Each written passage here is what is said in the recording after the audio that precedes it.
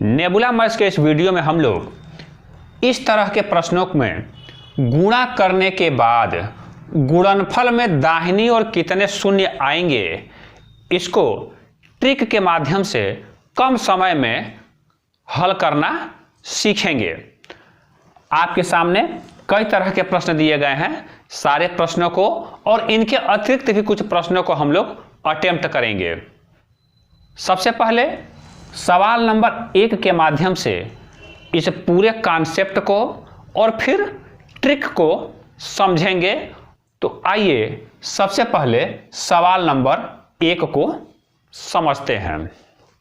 प्रश्न नंबर 1 है 1 गुणे 2 गुणे 3 गुणे 4 ऐसे करते करते 10 तक की संख्याओं का आपस में गुणा करना है और पता करना है कि गुणनफल में दाहिनी ओर कितने शून्य होंगे। मैंने कैलकुलेटर की सहायता से इनका गुणा किया है और ये गुणनफल प्राप्त हुआ है। हम इसमें देख रहे हैं कि दाहिनी ओर 2 शून्य मिले हुए हैं, लेकिन हमेशा इस तरह से गुणा करना संभव नहीं होता है। तो इसके लिए कुछ ट्रिक अप्लाई करेंगे। किसी भी गुणनफल में दाहिनी ओर कितने शून्य होते हैं, ये कुछ बातों पर डिपेंड करता है। यहाँ देखिए 10 में 1 शून्य है, पहले से मौजूद है। हम जानते हैं कि कोई भी नंबर हो, मान लीजिए 731 है, उसमें 10 का गुणा करेंगे तो ये आएगा। 10 का जो 1 0 है यहाँ दाहिनी ओर आके लग जाता है। तो ये 1 0 जो आया हुआ है इस 10 की वजह से आया हुआ है।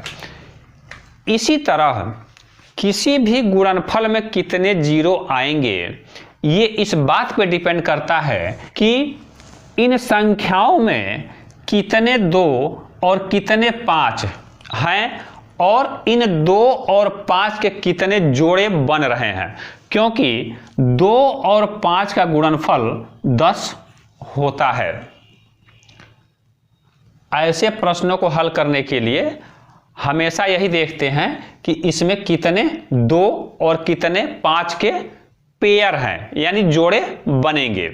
हो सकता है कि प्रश्न में 2 और 5 की संख्या बराबर न हो सकता है 2 ज्यादा हो या हो सकता है 5 ज्यादा हो, लेकिन हमें मतलब सिर्फ 2 और 5 के पेयर से है, यानी 2 और 5 की संख्या जहां बराबर होगी उतने ही 0 उस गुणनफल में होंगे।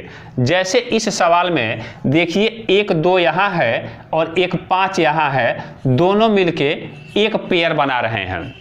इसके अलावा इस 10 को देखें तो यहाँ भी इसका गुणनखंड किया जा सकता है 2 गुणे 5 और यहाँ की वजह से एक पेयर और 2 और 5 का बन रहा है। इसके अतिरिक्त 4 में भी 2 गुणे 2, 6 में 2 गुणे 3, 8 में 2 गुणे 2 गुणे 2 तो बहुत सारे मिल गए, लेकिन इनका जोड़ा बनाने वाला 5 मौजूद नहीं है, इसलिए ये 2 हमारे काम के नहीं है और कुल 0 की संख्या होगी 1 + 1 = 2, जो यहाँ आया हुआ है।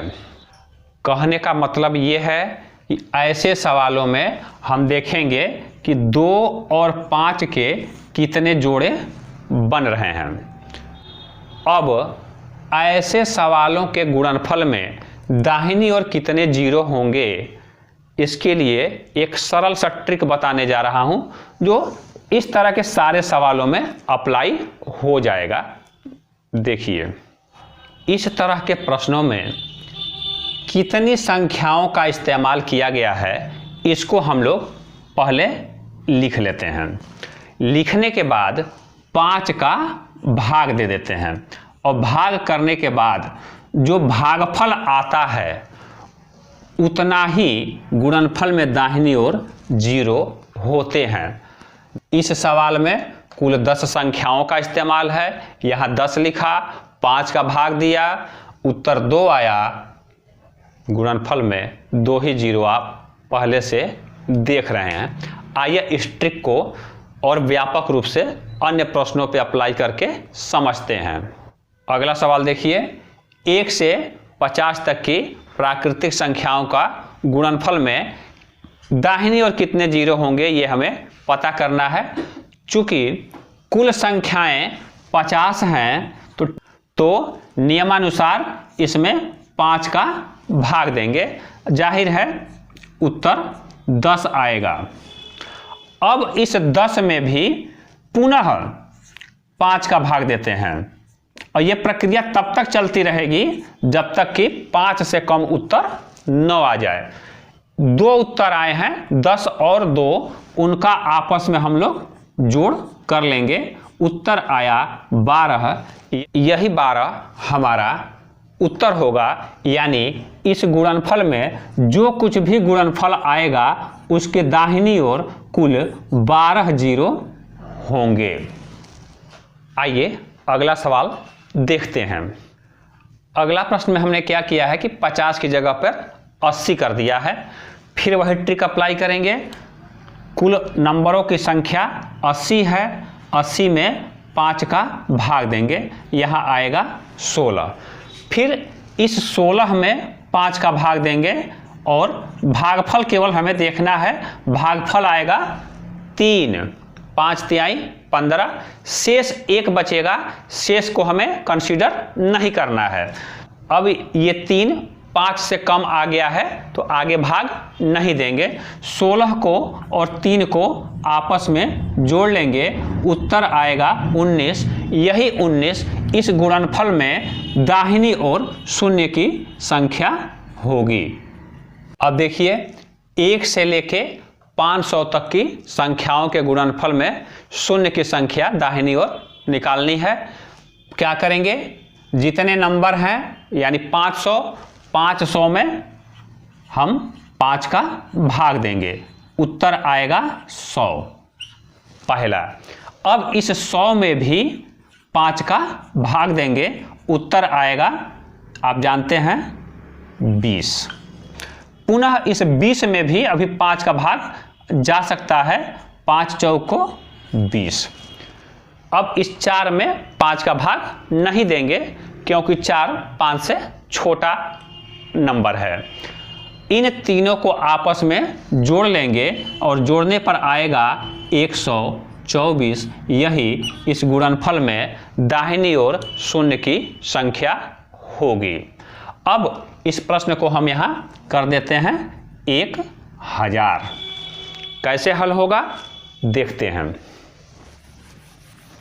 क्या करेंगे, ट्रिक के अनुसार 1000 में 5 का भाग देंगे, आएगा उत्तर 200।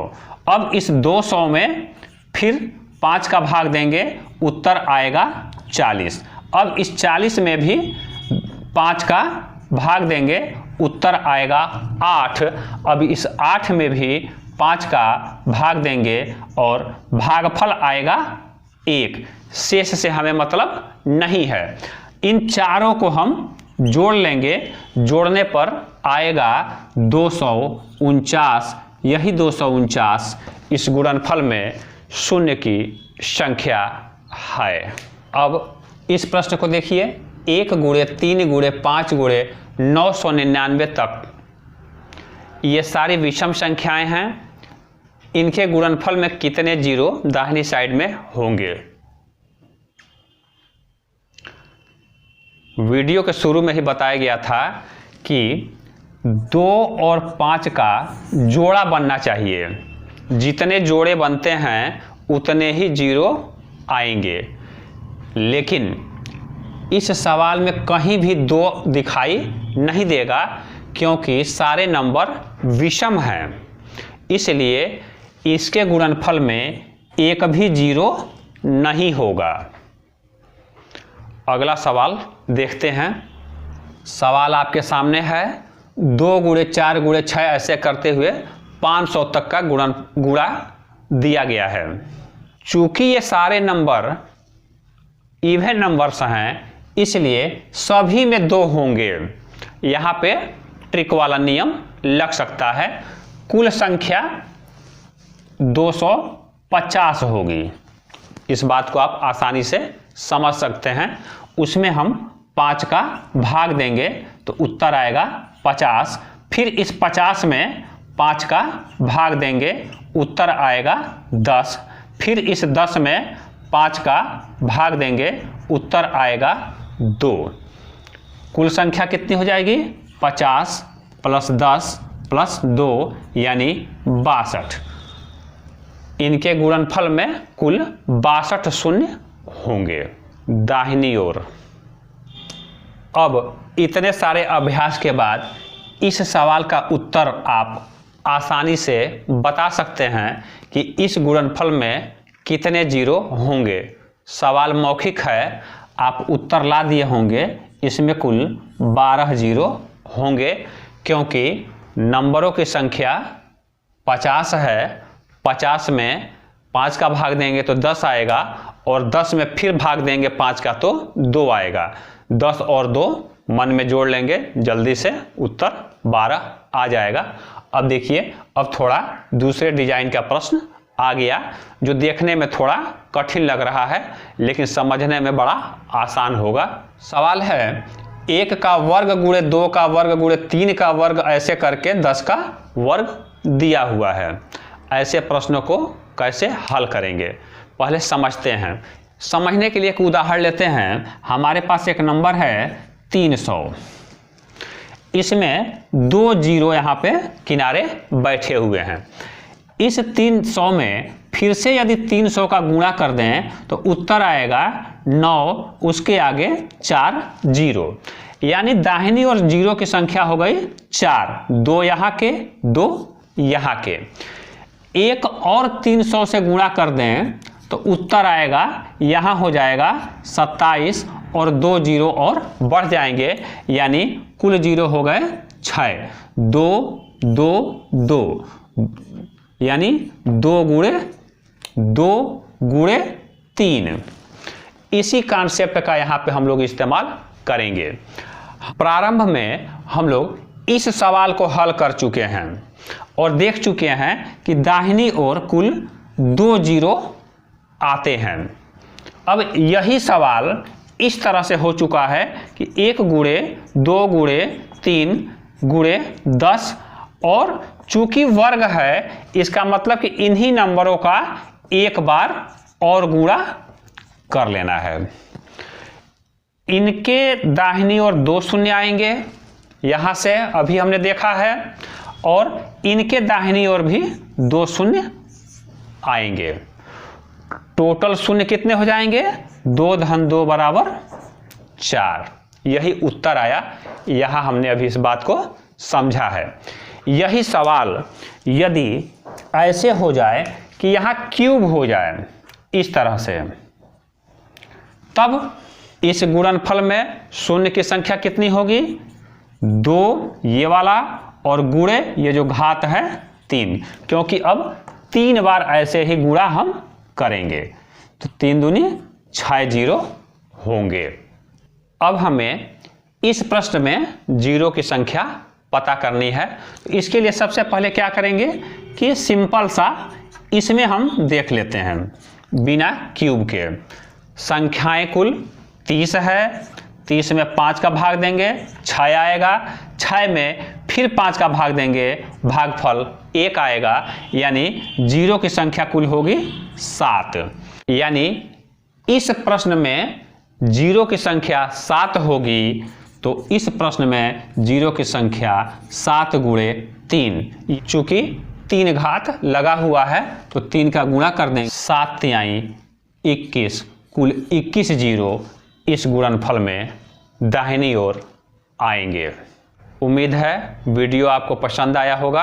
वीडियो को दोस्तों को भी शेयर करिएगा। वीडियो को पूरा देखने के लिए आपको बहुत बहुत धन्यवाद।